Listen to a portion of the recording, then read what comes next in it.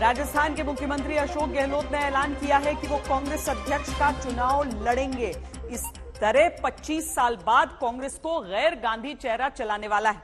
राहुल गांधी के इनकार के बाद अशोक गहलोत का दावा सबसे पुख्ता माना जा रहा है।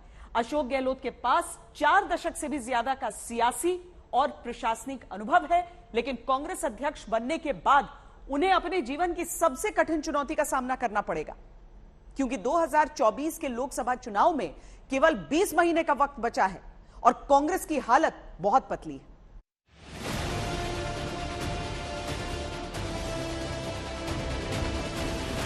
वो कहते हैं हमने एक बार तय कर लिया कि गांधी परिवार कोई व्यक्ति हम लोग नहीं उतरेंगे चुनाव के लिए, एक बार नॉन गांधी ही अध्यक्ष बने।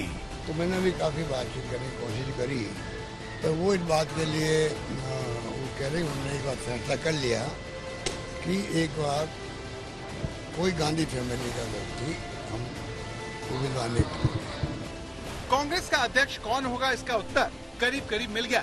अशोक गहलोत के नाम पर आधिकारिक घोषणा भले ही ना हुई हो, लेकिन कांग्रेस में इतिहास दोहराने को है और 2.5 दशक बाद कांग्रेस को गैर गांधी चेहरा अध्यक्ष के तौर पर मिलने वाला है। डेट तो मैं फिक्स अब जाके करूंगा, पर मुझे ये तय है कि मुझे कंटेस्ट करना है। नामांकन से पहले शिरडी जाने वाले अशोक गहलोत मंगलवार को कहा था कि वो राहुल गांधी को मनाने की कोशिश करेंगे। अगर वो नहीं माने तो फिर जो हाईकमान का आदेश होगा। फिर बुधवार को दिल्ली में कहा कि अगर पार्टी अध्यक्ष पद पर मुझे मेरे साथी देखना चाहते हैं तो मैं मना नहीं कर सकता। इसके बाद ये साफ हो गया कि अशोक गहलोत अध्यक्ष बनने के लिए तैयार हो गए और माना जा रहा है कि अशोक गहलोत का अध्यक्ष बनना औपचारिकता है, क्योंकि उनके मुकाबले में खड़े बताए जा रहे हर उम्मीदवार पर वो भारी है। अशोक गहलोत के अलावा कांग्रेस के बागी G20 ग्रुप से शशि थरूर पहले ही ताल ठोक चुके हैं। अब पूर्व केंद्रीय मंत्री मनीष तिवारी का नाम दावेदारों में शामिल हो गया है, लेकिन दोनों के पास न तो गांधी परिवार का आशीर्वाद है और न ही वो सियासी और प्रशासनिक अनुभव में गहलोत के आगे ठहरते हैं। मतलब 5 दशक का एक लंबा सिलसिला है। कभी पार्टी नहीं छोड़ी, कभी कांग्रेस के किसी भी मामले में उन्होंने नेहरू गांधी परिवार की आलोचना नहीं करी। ये तो एक व्यक्तित्व की बात है। दूसरी एक राजनीतिक परिस्थितियां हैं कि राजस्थान में जिस तरीके से 2018 से कांग्रेस की वहाँ सरकार चल रही है, सचिन पायलट वहाँ स्टेट के प्रदेश अध्यक्ष थे और उन्हें उम्मीद थी कि वो मुख्यमंत्री बनेंगे और उसके बाद अशोक गहलोत मुख्यमंत्री बने। फिर सचिन पायलट ने बगावत करी, फिर मान मनोबल का रास्ता अपनाया गया। तो इन परिस्थितियों के कारण अशोक गहलोत, एक तो उनका व्यक्तित्व, उनकी वफादारी, उनका काम करने का तरीका और प्लस उसके साथ में ये राजस्थान की जो राजनीतिक जो घटनाक्रम है, जो क्राइसिस चल रही है, उस क्राइसिस को खत्म करना है। तो दोनों चीजें मिलके अशोक गहलोत एक नंबर 1 चॉइस बने हैं। 2.5 दशक बाद ऐसा हो रहा है जब गांधी परिवार से अलग प्रत्याशी मैदान में। साल 1997 में कांग्रेस के अध्यक्ष पद के लिए 3 दिग्गज मैदान में अड़े हुए थे। सीताराम केसरी, शरद पवार और राजेश पायलट। तीनों के बीच की लड़ाई कांग्रेस के इतिहास में सबसे रोचक किस्सों में से एक मानी जाती है। तब सीताराम केसरी ने शरद पवार और राजेश पायलट दोनों को भारी भरकम अंतर से हराया था। आजादी के बाद से ही कांग्रेस पार्टी में गांधी नेहरू परिवार का ही बोलबाला है। 40 सालों में महज 2 बारी अध्यक्ष पद पर चुनाव हुए हैं। आखिरी बार 22 साल पहले कांग्रेस अध्यक्ष पद के लिए साल 2000 में चुनाव हुआ था। तब सोनिया गांधी के सामने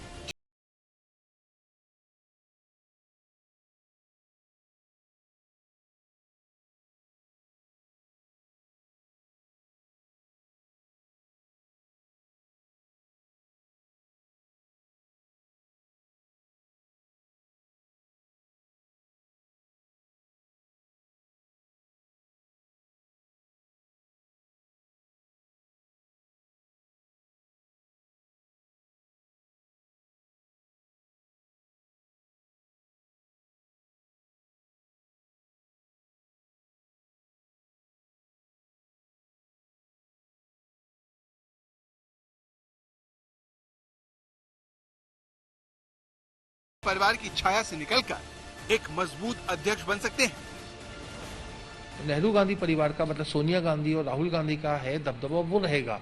अशोक गहलोत या कोई और अध्यक्ष बन जाएगा, लेकिन कांग्रेस के में मान लीजिए होगा कि कार्य समिति कैसी बने, पार्लियामेंट्री बोर्ड कैसे बने, कांग्रेस के महामंत्री कौन होंगे, क्या अशोक गहलोत एक अहमद पटेल की स्तर का कोई अपना राजनीतिक सचिव अपनी पसंद का मनोनीत कर पाएंगे, क्या वो केसी वेणुगोपाल जो अभी महामंत्री हैं संगठन के उनको किनारा कश कर पाएंगे? ये ऐसे प्रश्न है जिसका जवाब नहीं दिया जा सकता। दरअसल राहुल गांधी थोड़ा सा कांग्रेस का जो कमांड स्ट्रक्चर है उसमें बदलाव चाहते हैं कि कोई अकाउंटेबिलिटी हो। मैं एक और चीज आपसे कहना चाहूंगा कि देखिए कांग्रेस में जो जैसे अभी उत्तर प्रदेश का चुनाव हुआ था असेंबली में, प्रियंका गांधी ने 206 सभाएं की, तमाम सभाएं अच्छी हुई थी, लोग आए थे, उन्होंने अपनी बात कही थी, उसका मीडिया में अच्छा कवरेज हुआ था, सीटें केवल 2 आई। तो ब्लेम किया जाता है कि प्रियंका गांधी की वजह से या प्रियंका गांधी के बावजूद कांग्रेस हार गई।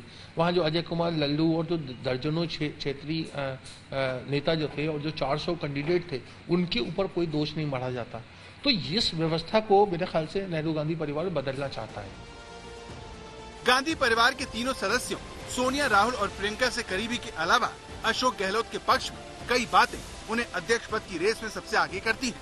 अशोक गहलोत के पास पार्टी संगठन और सरकार में काम करने का 40 साल से ज्यादा का अनुभव है।